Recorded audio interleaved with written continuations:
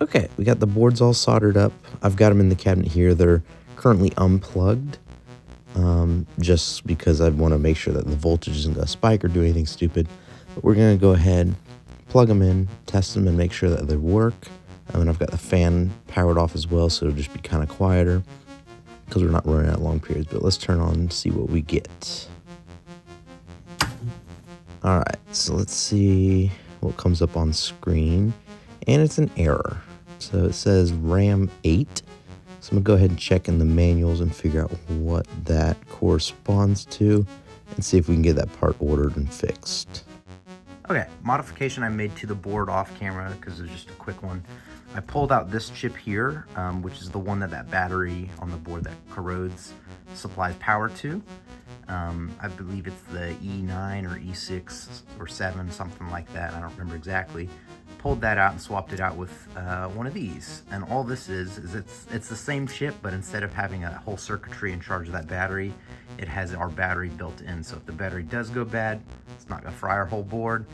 But it also works as the high score battery, so it constantly provides power to itself, so that way we can save our game high scores, which is perfect, because that way I don't have to use any of that circuitry, which while it does work, it is damaged, so it's a little bit easier just to do it this way. So I did cut out the battery that I did solder onto the board, took that out in place of putting this in, just because this is a little more safer, and just kind of easier, honestly. You just swap out the chip if it ever goes bad and put it back in. You don't even have to solder anything at that point.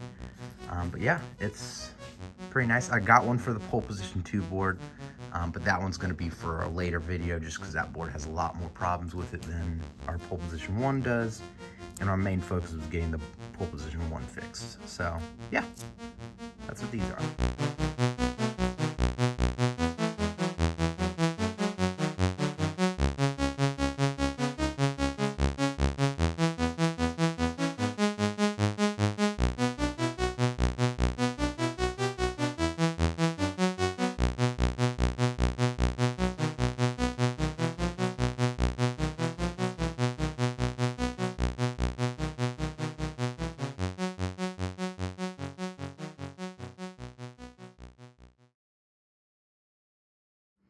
Okay, well this looks like crap.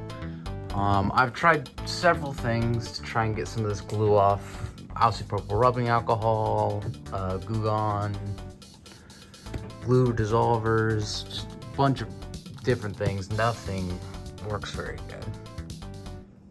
Not without destroying the side art, but then at the same time, just pulling the carpet off destroys the side art. Even if I soften it with any of those chemicals, it does this to side art. So I decided just to use a scraper and kind of chisel it off. At least that way it doesn't damage the side art really when it comes off as much, but the side art itself is just super scratched. Like you can see under this glue, there's a bunch of scratches on it. There's a ton right here, a bunch up here, and then it just doesn't come off. Tried heat, tried all manner of things. I can't get it to come clean. At this point, I feel like my only choice is to either leave it like this or peel it off and put new side art on.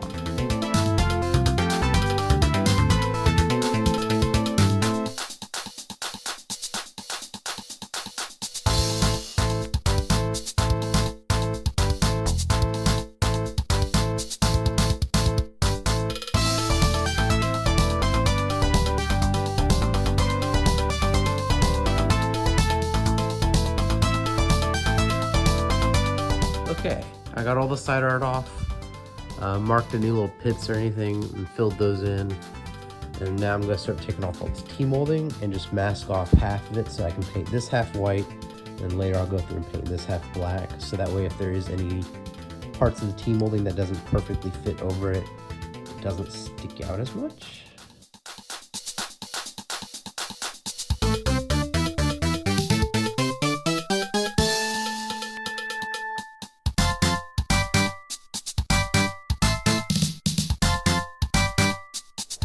Okay, I got the side of the cabinet fully painted. There's a second layer right now that's drying. Once this dries off in the morning or tomorrow sometime, I'm gonna sand it down a little bit, get any of the little bumps or imperfections out of it, and then we can start applying the fancy side art. Alrighty, here's the side art for that carpeted side of the cabinet. I just got it unrolled here on the table, using Fiesta ware to flatten it out a little bit, just that way I don't have any curling issues when I try and put it on, so it'll apply easier. But this stuff from Phoenix Arcade is really nice. I mean, I checked it against the old side art that's still on there. It's much brighter and whiter because it's not been on the cabinet for 40 plus years. But it looks great, like the textured like foil speckles and stuff like that, it's on there. Like you can actually feel that this is different than the glossy side art. The quality is really great on this, so I'm excited to put this on. It's gonna be stressful, but it's gonna look great.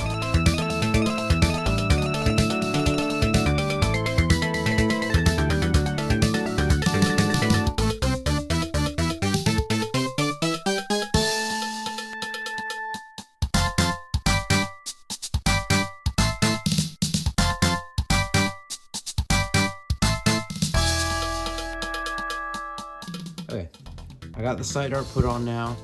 So what I'm going to do now is fold over this excess. So the way I'm going to do that is first I'm going to kind of pull it tight and see where it tries to crease because of like the edge of the cabinets. I'm going to cut that about like ½ an inch away from the cabinet, 1/4 inch. Just kind of at those crease marks because that's where it wants to fold. I'm going to cut those with a fresh knife. I'm gonna get a hair dryer. People use heat guns. I'm just gonna use a hair dryer because that's what I have. And heat guns are overkill. That's for melting crap. Turn on. You want to get the side art a little hot, a little warm, just so that way it'll be moldable and won't fold over. And we will cut this side art along this T-molding track here. And what that's gonna save us from having to do is cut it later, and when we put the T-molding in, it's gonna hold the side art in so you don't have to worry about the edges peeling up. And some people just like put the side art on and cut it flush with the side of the cabinet. You can do that, but then if you overcut or bend your blade too much, then you have a gap and you see the wood or whatever's underneath it. And then it just kind of is prone to peeling up over time from heat and whatnot, other factors. If you do it like this, that T-molding is going to help hold that side art on. And you won't have to worry about it. Keeps it looking nice too. You don't have to worry about having any visible edges.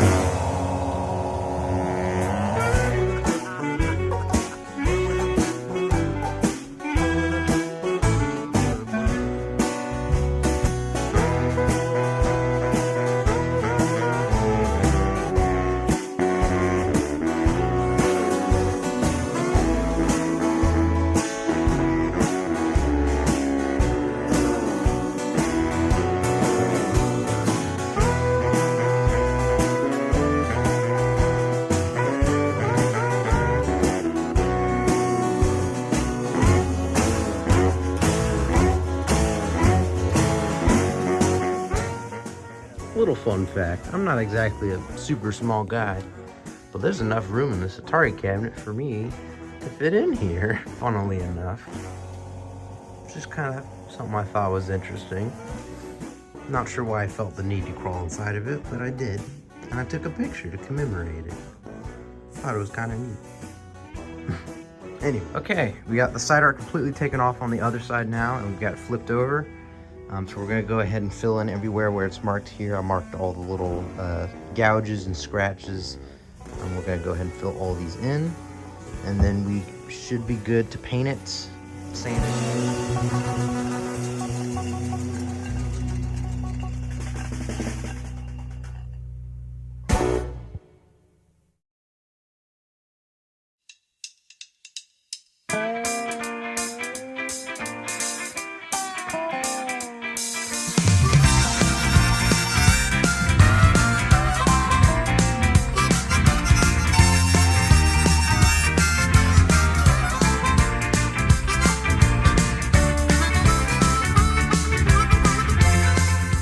Okay, I got it all sanded down. It's all nice and smooth now, even where all the imperfections are. So we're gonna go ahead and paint the side of the cabinet white, and then we should be good to start putting that side art on.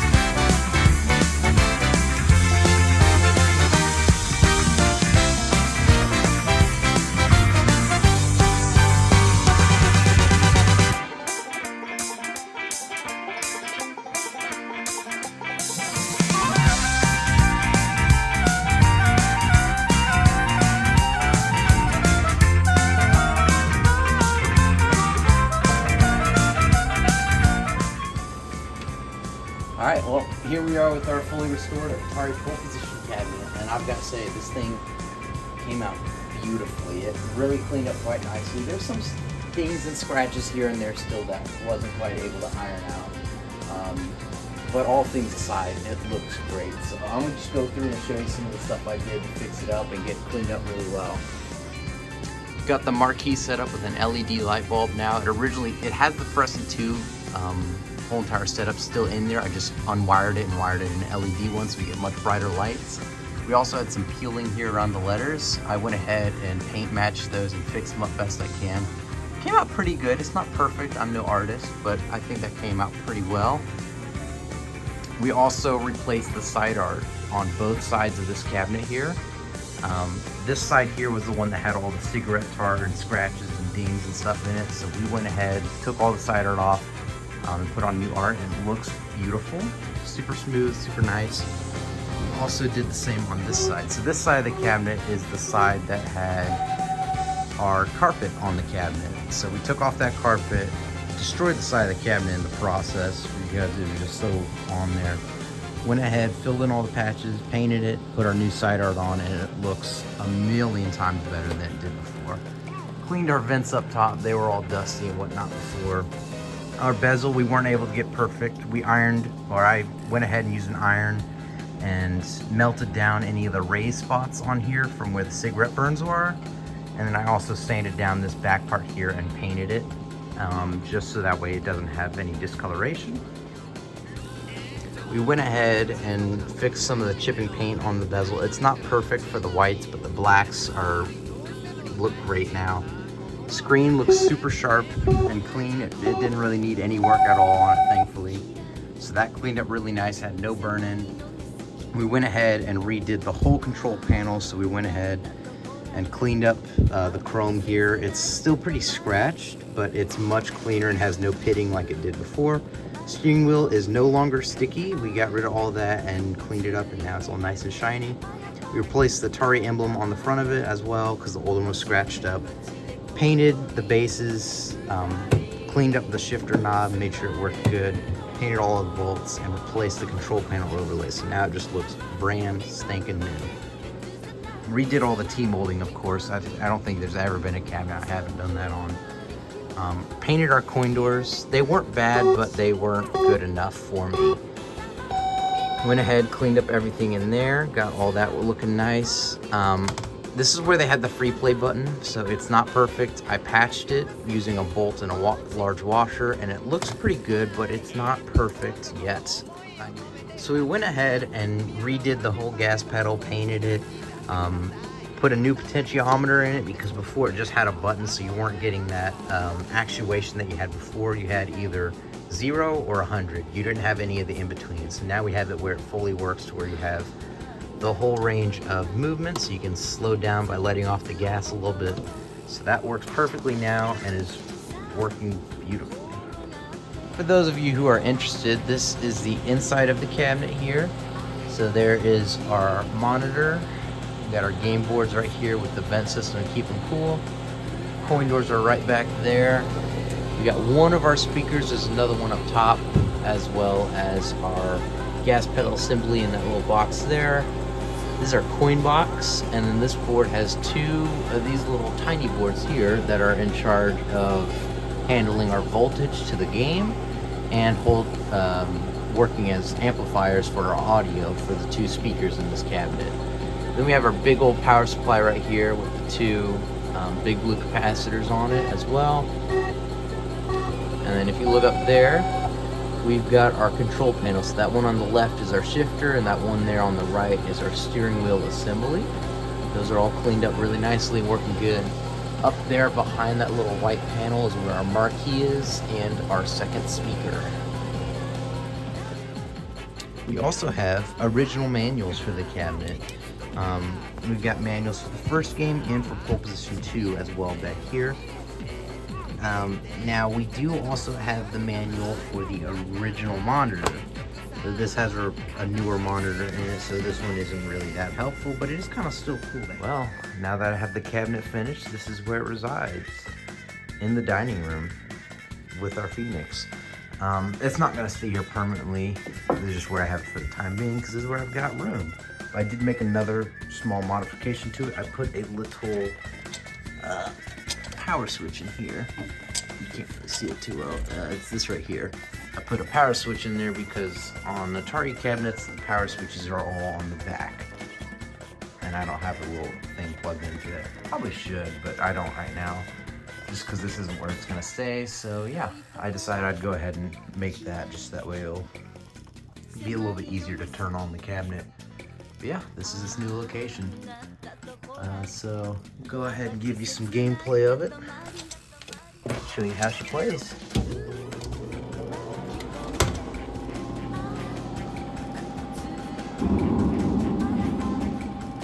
Alright, this is about the best I can get this camera set up. I'll just have to play around it. Shouldn't be too much of a problem.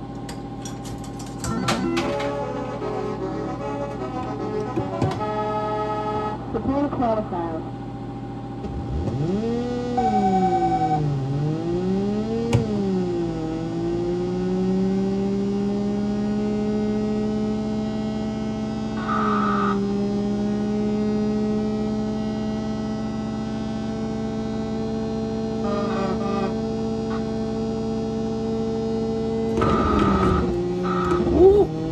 That was close.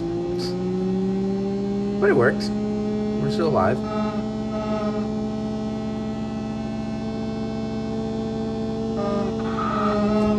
Whoa.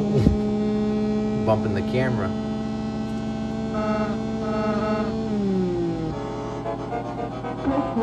Not bad.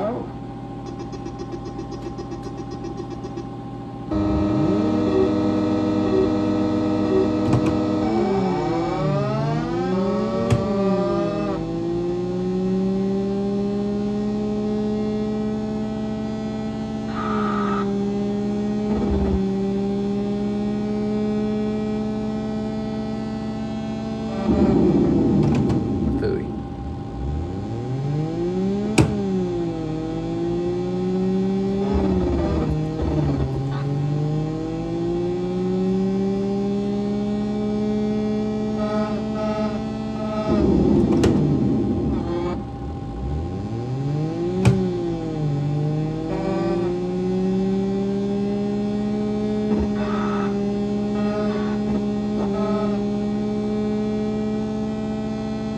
Man, I may not cross. Oh, I did cross it. Okay, that was close.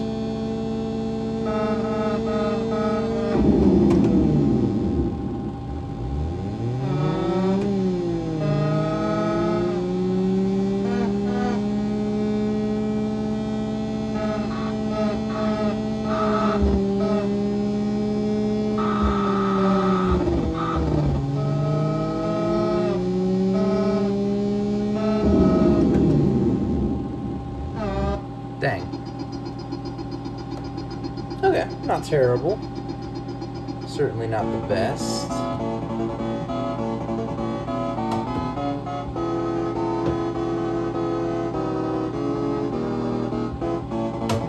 There we go.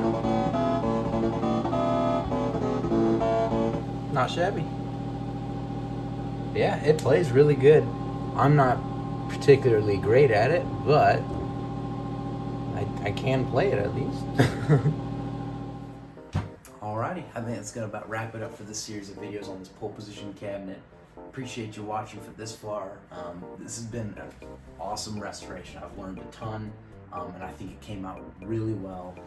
Definitely not an easy cabinet. If you're just getting into arcade repairs, pole position is probably not the best one to start with.